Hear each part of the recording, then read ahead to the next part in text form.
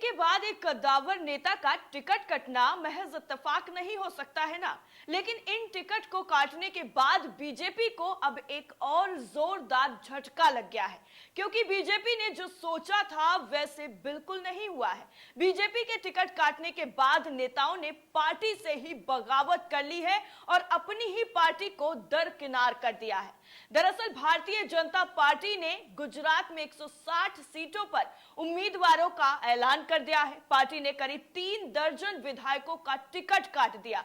बस यहीं पर बीजेपी ने सबसे बड़ी भूल कर दी, क्योंकि जो नेता अभी तक बीजेपी का हर एक चीज मान रहे थे वो अब बीजेपी के खिलाफ हो गए हैं, अपनी ही पार्टी के खिलाफ चुनाव लड़ने पर मजबूर हो चुके हैं। टिकट काटे जाने से नाराज मातर विधायक ने बगावत करते हुए भाजपा से इस्तीफा दे दिया।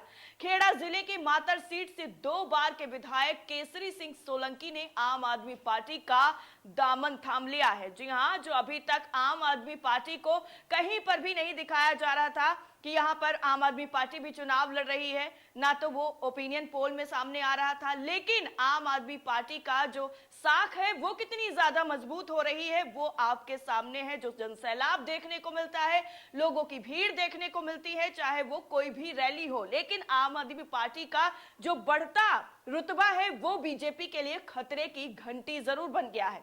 अरविंद केजरीवाल की अगुवाई वाली पार्टी के प्रदेश अध्यक्ष गोपाल इटालिया ने ट्विटर पर इसकी जानकारी दी है। इटालिया ने केसरी सिंह सोलंकी का स्वागत करते हुए तस्वीर साझा की और उनकी तारीफ भी की है। इटालिया ने लिखा, केसरी सिंह सोलंकी जी मातर के लोकप्रिय मेहनती निडर विधायक आज अरविंद केजरीवाल की ईमानदारी राजनीति से प्रभावित होकर आम आदमी पार्टी में शामिल हुए। मैं आम आदमी पार्टी में केसरी सिंह जी का स्वागत करता हूं। हम गुजरात में एक ईमानदार सरकार बनाएंगे। वहीं सत्ताधारी भाजपा ने गुरुवार को ही जैसे 160 विधायकों की पहली सूची जारी की, पार्टी ने मातर सीट से कल्पेश परमार को उम्मीदवार बना दिया और इससे पहले 2014 और 2017 में सोलंकी ने यहां जीत हासिल की थी। सोलंकी ने 2014 में यहां उपचुनाव में जीत दर्ज की थी। देवू सिंह चौहान के लोकसभा सांसद बन जाने के बाद यह सीट खाली हो गई थी और चौहान इस समय केंद्र में संचार राज्य मंत्री हैं। सोलंकी ने 2017 में भी विधानसभा चुनाव में यहां जीत हासिल की थी। आप माहीपत सिंह चौहान को इस सीट से टिकट दे चुकी है। एक के बाद एक जो ये टिकट कट रहे हैं, ये सब कुछ अचानक से नहीं हो रहा है, क्योंकि इसकी जो पटकथा है वो पहले ही लिखी जा चुकी थी, सिर्फ उसको अब अमल में लाया जा रहा है। दरअसल अमर उजाला में एक आर्टिकल छपा हुआ है जिसके मुताबिक ये कहानी पहले ही पूरी तरह तैयार कर ली जा चुकी थी। लिखा गया है कि गुजरात के पूर्व मुख्यमंत्री विजय रूपाणी का टिकट कट गया, गुजरात के पूर्व उप मुख्यमंत्री नितिन भाई पटेल का टिकट कट गया, कई पूर्व मंत्रियों का टिकट कटा और तो और इन सब को मिलाकर तकरीबन 3 दर्जन से ज्यादा तत्कालीन विधायकों के टिकट भाजपा ने काट दिए। कहने को तो गुरुवार को भाजपा ने गुजरात विधानसभा में चुनाव लड़ने वाले प्रत्याशियों की टिकट की घोषणा की, लेकिन हकीकत यही है, इसकी पूरी भूमिका 14 महीने पहले ही गांधीनगर से बनाई जाने लगी थी, जब देश के गृह मंत्री अमित शाह और तत्कालीन मुख्यमंत्री विजय रूपाणी एक निजी कार्यक्रम में मिले थे। उसके बाद भाजपा के गुजरात और केंद्रीय नेताओं ने मिलकर 2022 के चुनावों की नींव तैयार करनी शुरू कर दी। जानकारों का कहना यह भी है कि उसके बाद गुरुवार को आई विधानसभा प्रत्याशियों की सूची ने न सिर्फ बड़े बड़े कद्दावर नेताओं को बहुत करीने से बगैर किसी बगावत के किनारे कर दिया, बल्कि नए लोगों को मौका भी दे दिया। भाजपा से ही जुड़े सूत्रों का कहना है कि अगस्त 2021 में जब गुजरात में मुख्यमंत्री से लेकर पूरी कैबिनेट को बदलने की सुगबुगाहट शुरू हुई तो लोगों को एक बारगी लगा कि ऐसा संभव नहीं है, लेकिन सितंबर में अचानक एक नए राजनीतिक प्रयोग करते हुए भाजपा ने गुजरात में अपने न सिर्फ मुख्यमंत्री को बदल दिया बल्कि पूरी कैबिनेट को बदलकर 2022 में होने वाले विधानसभा के चुनावों को लेकर नए समीकरण साध लिए।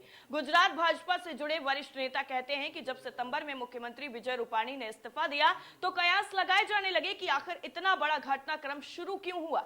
जब तक लोग कुछ समझ पाते कि अचानक गुजरात के बड़े पाटीदार नेता और उप मुख्यमंत्री नितिन भाई पटेल समेत पूरी कैबिनेट को आनन फानन में बदल दिया गया। गुजरात के वरिष्ठ पत्रकार और राजनीतिक विश्लेषक ओम भाई दवे ये कहते हैं कि भाजपा को इस बात का अंदाजा था कि बड़े बड़े नेताओं को अचानक गद्दी से हटा देने के बाद कहीं ऐसा तो नहीं कि आने वाले विधानसभा चुनाव में उसे नुकसान उठाना पड़े। शायद यही वजह रही कि भाजपा ने पाटीदार समुदाय के एक बड़े नेता भूपेंद्र पटेल को पहली बार विधायक बनने के बाद भी प्रदेश का मुख्यमंत्री बना दिया। वो कहते हैं कि भाजपा ने सितंबर 2021 से ही विधानसभा चुनाव में टिकट के बड़े बदलाव को लेकर पूरी तैयारी शुरू कर दी थी। गुजरात के राजनीतिक विश्लेषकों का यह भी मानना है कि भाजपा ने 2021 में जब मुख्यमंत्री से लेकर पूरी कैबिनेट में बड़ा बदलाव किया तो पार्टी ने जातिगत समीकरणों के आधार पर अपने मंत्रिमंडल में उन सभी लोगों को सेट भी कर दिया जिनके आधार पर 2022 के चुनाव में संदेश दिया जाना था। राजनीतिक विश्लेषक के हरीश भट्ट कहते हैं कि 2017 में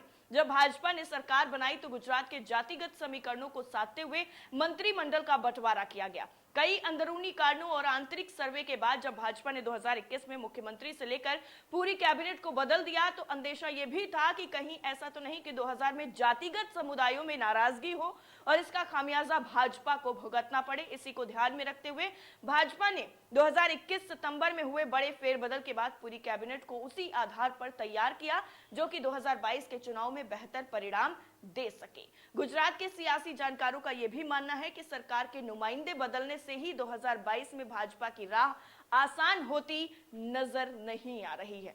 यही वजह रही है कि भाजपा ने सितंबर 2021 में ही मन बना लिया था कि 2022 में होने वाले विधानसभा चुनाव में इस कैबिनेट के बड़े बड़े दिग्गजों को मैदान से बाहर का रास्ता दिखा दिया जाएगा कि ऐसा करना खास तौर से गुजरात जैसे राजनीतिक प्रयोगशाला वाले राज्य में किसी बड़े राजनीतिक खतरे से कम नहीं है, यह भी मानना है राजनीतिक विश्लेषकों का।